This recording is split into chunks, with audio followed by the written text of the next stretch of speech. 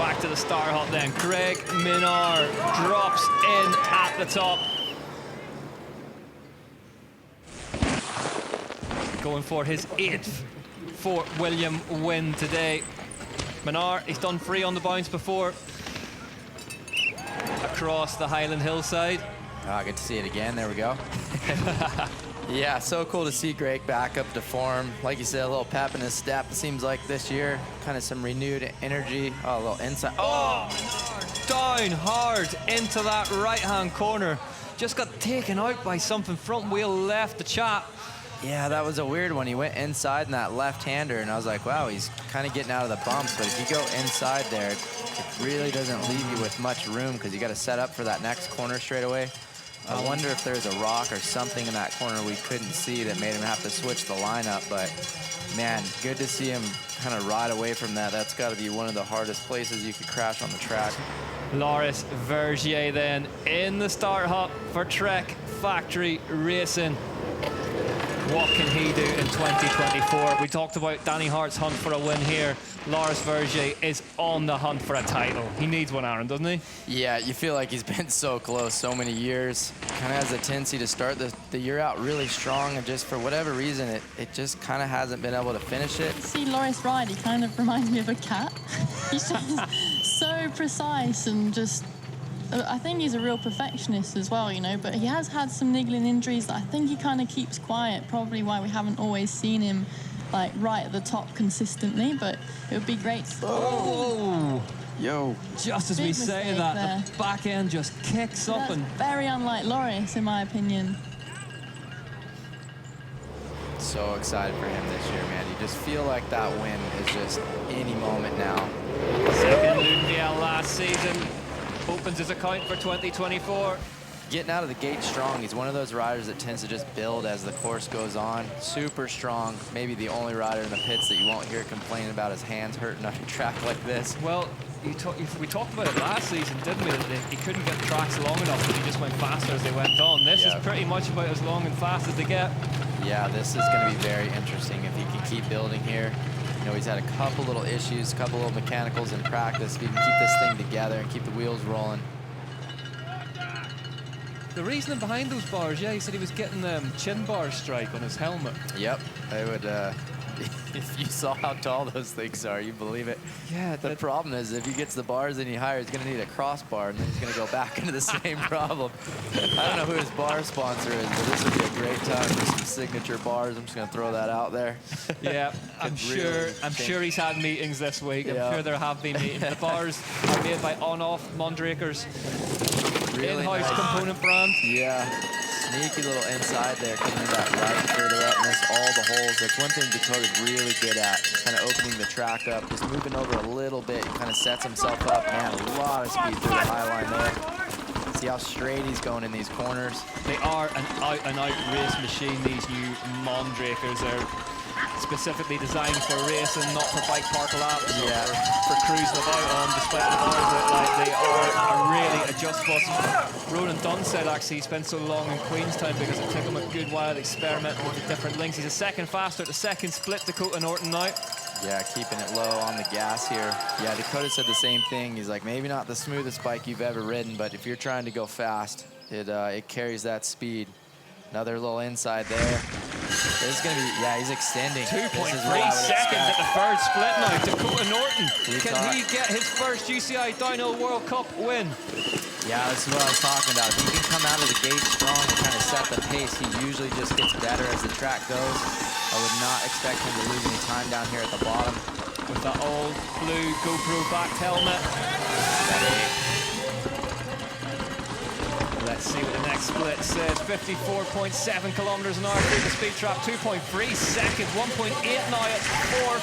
So it's still green by some margin for Dakota Norton here. Yeah, choosing to tuck instead of pedal between those couple of top jumps. Always a hard call to make, but he's got to get low here. He was 10th for the UCI World Championships here last summer. Where is he going to stack up this year?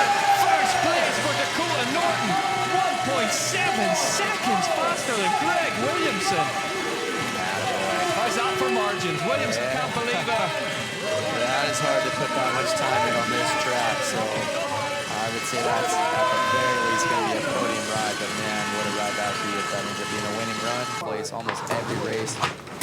He is on a bit of form at the minute. He's won 2 domestic races already this year, so he arrives into this first World Cup full of confidence, and didn't it show yesterday? He turned the 30th position in qualifying round to an 8th place semi-finish. Yeah. That takes some doing.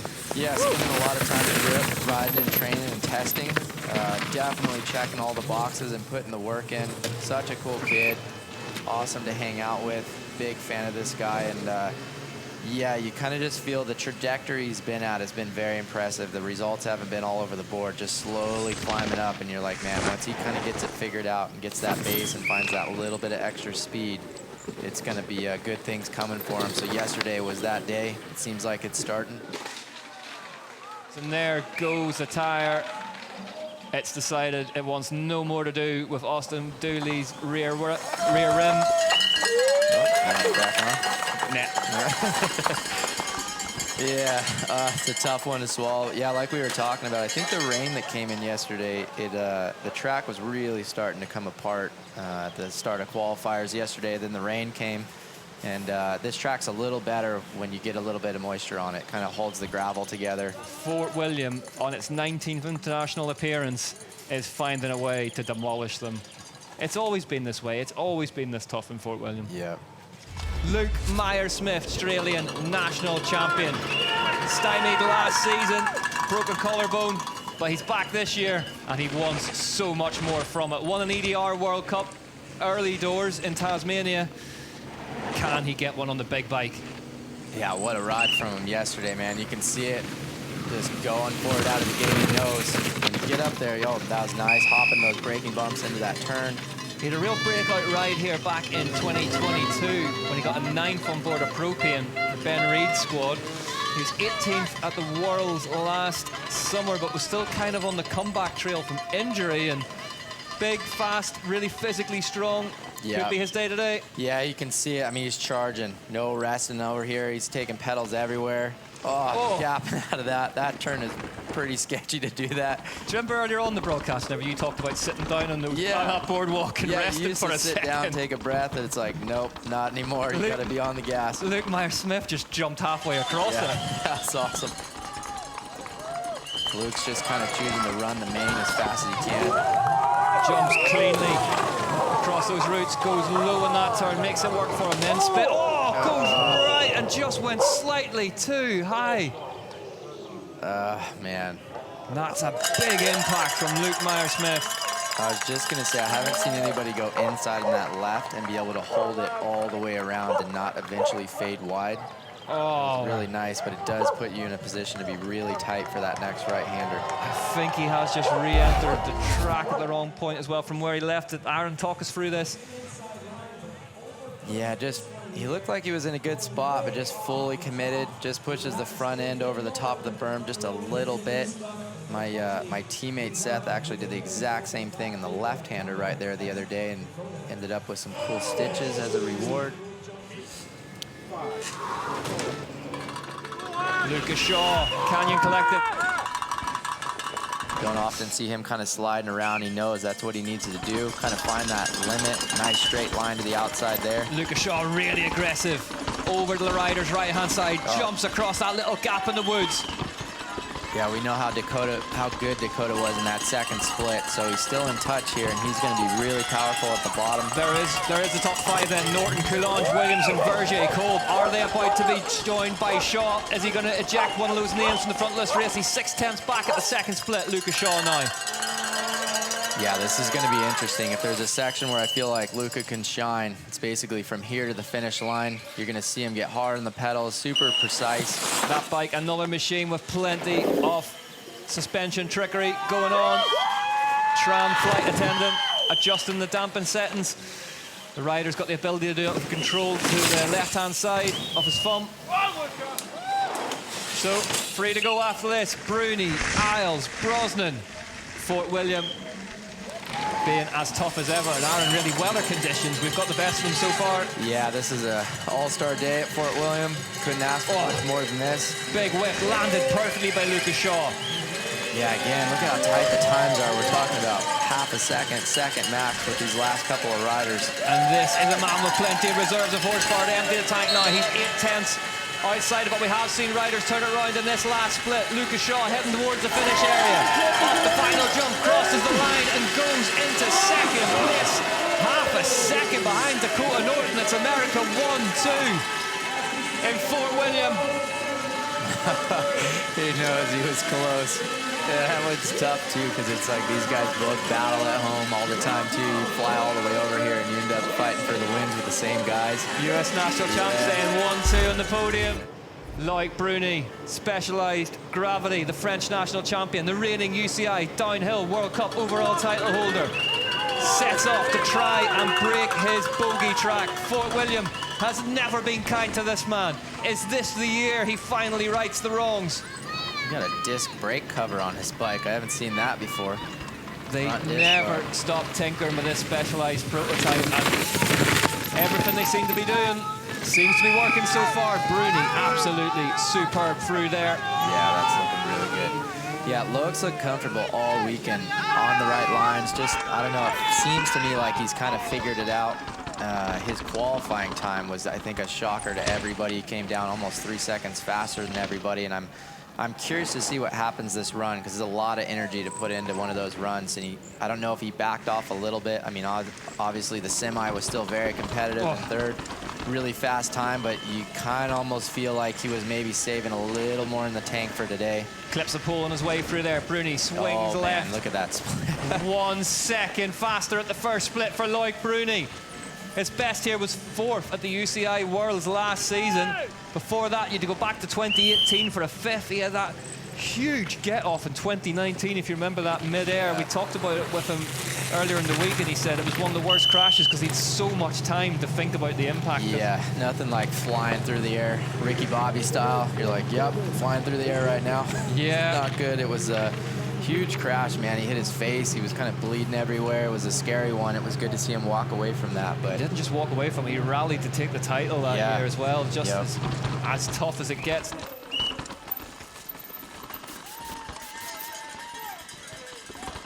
That is 2.7 seconds faster for Loic Bruni. That is a lot of time on this track. 158 beats per minute, 6 times a UCI Downhill World Champion. Last year was his 3rd World Cup overall title, and what a way to start this season. 2.7 seconds up with the second split in Fort William. Yeah, it is very hard to pick this run apart and find something he's doing wrong. Bruni. Seems like the bike's working well. He's just spot on, his lines everywhere. When he and that Specialized start clicking together, he kind of skims through stuff. Yeah. You never see him sort of get impacted by the holes he's traveling over. Top 3 at the minute, Dakota Norton, Luca Shaw, Benoit Coulons. That looks all set to change if this run keeps going the way it's going. Yeah, and he has a history at the bottom. I don't know if it's that bike. He's got lockouts or... 2.5 now, so he's dropped 2/10. Yeah, whatever they do, he finds time at the bottom of tracks. That thing goes really quick. He's super efficient. You'll see him staying low here, nice and tucked in. Multiple suspension modes on that bike, so he will have a setup for these jumps to stiffen things up to carry the maximum speed. He just needs to get the wheels set down the right place and get on the pedals. 165 beats per minute now. Bruni now heads down towards the line. There's not much more you can do apart from this final jump. Is Loic Bruni gonna go into the hot seat? Bruni takes the lead by 3 seconds from Dakota Norton. That is how you start a title defense. Loic Bruni punches the air. He's not done it that often in Fort William. That one felt good. Yeah, what a run. Wow. Finn Iles. Oh, he's pushing hard already. Pushing extremely hard up there, Finn Iles. Oh, just blowing the dirt off the track. You see it, these top couple of guys, they know it's like you cannot rest, you cannot give any time away from the first pedal stroke out of the gate. You've got to be all in. This man's teammate, Loic Bruni, has made an incredible statement of intent at the start of the 32nd UCI Downhill World Cup season.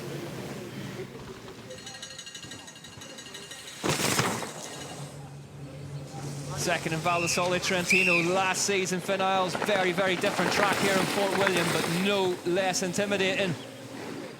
Doesn't look scared of it. Let's see what the second split says. I love watching Finn ride into the turn. so hard, kind of leans in with his 1.8 head. back, so the pressure being turned on by Loic Bruni here in finals in Fort William, and Finn Iles at the minute doesn't have an answer for it.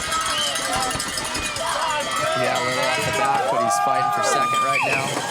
Still very much in it. These are those rides too. It's like you get somebody like Bruni that everything clicks on the right day. It's like, just go ahead and take your second place. It's going to be a long year, a lot of races coming up. He's the ultimate Sunday rider, isn't he? He's the ultimate race rider. Yeah, Bruni's one of those guys, when it matters most, you have a tendency to just figure it out. You know, it's very difficult to do. 2.1 now, so it is moving away from Iles as he does that massive second river gap, new for this year. Man, he looks so good. It's hard to pick it apart. It's, you know, Bruni, I think that carrying speed is just a little bit better all the way down, but oh, this would have been right. This would have been it. Yeah. If it wasn't for the for the run before it. Count out 2 seconds. It ain't much. 180 beats per minute for Finn Iles from Specialized Gravity. Then, as he heads through this jump section again, he will be flicking through the suspension modes on that Specialized prototype to carry as much speed as he can. He's looking good. Good backsides on the jumps. One off the riders to beat this season, but you just get the feeling that he mightn't have got enough in the tank to beat his teammate today. Finn Iles crosses the line and goes into second place. It's a Specialized Gravity 1-2 as things stand with only one rider left at the top. Left at the top, and it's this man, Troy Brosnan. Yeah, so efficient on the bike. You'll see it. Very rare does he ever put a wheel out of place. Very tidy on the bike, really good on the pedals. A lot of experience with this guy. Maybe one of the most consistent, or maybe the most consistent racer we've ever seen. The amount of podiums and top 10s this kid has had is unbelievable. He's just kind of been caught between generations, and I don't have to look too far beside me or somebody in the commentary booth. He's kind of been caught between those big dominant figures in the sport, hasn't he? Yeah, I think for Troy it was, I think early on when we were teammates, he was so fast and he'd have some mistakes and he kind of toned it back a little bit. And he's kind of just been known as being like so consistent on every track, every weather terrain, all the time. Troy's there. Yeah, go!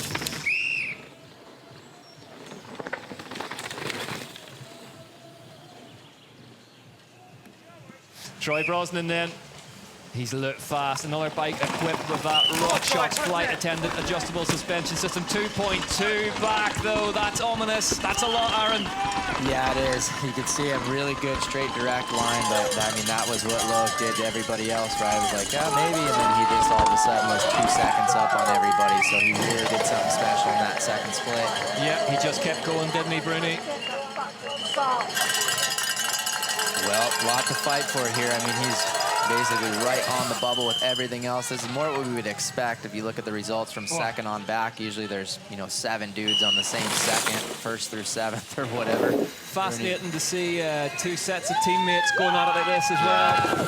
Yeah, it seems like Canyon Specialized definitely got it figured out this week, and he's pulling back a bit of time though. That's pretty surprising. Bruni was so strong all the way to the bottom. He has. He's bought 3/10 of a second back now. Brosnan, as we said, superb part away. Few can pedal like him, so Yeah, if he can keep this going, 56 kilometers an hour through the speed trap from Troy Brosnan as he heads down into the jumps. Brosnan, just drifts out slightly wide. I wonder if he just got in the kitty there. Oh, he's pulled back more. He's pulled back even more time. 1.7 now is the gap. Yeah, watch this boy on the pedals here. He can give her. Brosnan, tasting blood. Heads down towards the finish line. Is it going to be enough to beat Loic Bruni here today? Troy Brosnan going for a victory 10 years apart. Troy Brosnan goes second in Fort William.